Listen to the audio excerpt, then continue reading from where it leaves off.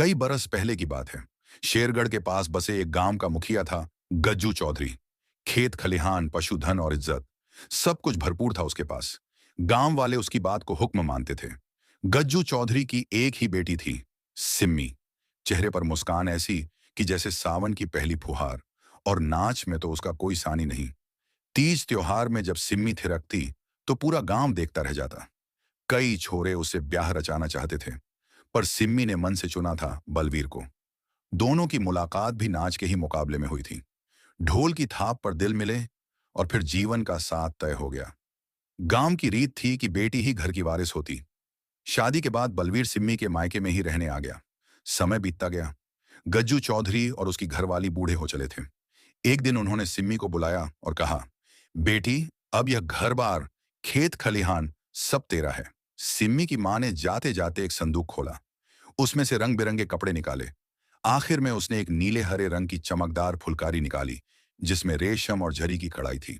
बिटिया, मां बोली, इसे यूं ही मत ओढ़ना। यह देवी का दिया हुआ चमत्कारी दुपट्टा है। मंत्र बोलकर ही इसे छूना, नहीं तो अनर्थ हो जाएगा। सिम्मी ने मंत्र याद कर लिया, और जब दुपट्टा ओढ़ा तो उसकी मुस्कान और भी दमक उठी। कुछ समय बाद माता पिता दोनों चल बसे। सिम्मी उदास रहने लगी। बलवीर हर पल उसके साथ रहता, मेलों में ले जाता, हंसाने की कोशिश करता। सावन आया। आसमान से पानी ऐसे बरसा जैसे बादल टूट पड़े हों। कई दिन बाद जब धूप निकली, सिम्मी ने कपड़े छत पर सुखाने डाले। उसी में वह चमत्कारी फुलकारी भी डाल दी। आज नदी से मछली ले आऊं, सोचकर वह टोकरी लेकर निकल गई। जाते जाते बस इतना बोली, बलवीर, फुलकारी चाहे कितनी भी भीग जाए, उसे हाथ मत लगाना। पर वह यह बताना भूल गई कि फुलकारी जादू की है।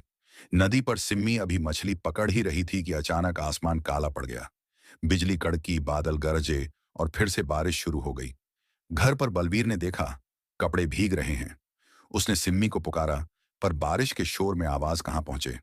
फुलकारी को देख बलवीर के मन में आया, इतनी प्यारी चीज खराब हो जाएगी। जैसे ही उसने हाथ लगाया, फुलकारी उसके बदन से चिपक गई।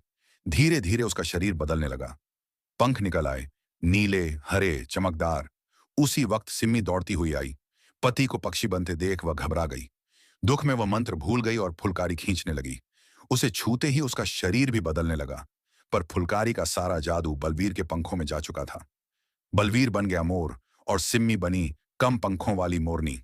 आज भी जब सावन की घटाएं छाती हैं, जब रिमझिम बारिश होती है, तो मोर नाचते हैं और मोरनी को मुस्कान भरी पुकार देते हैं।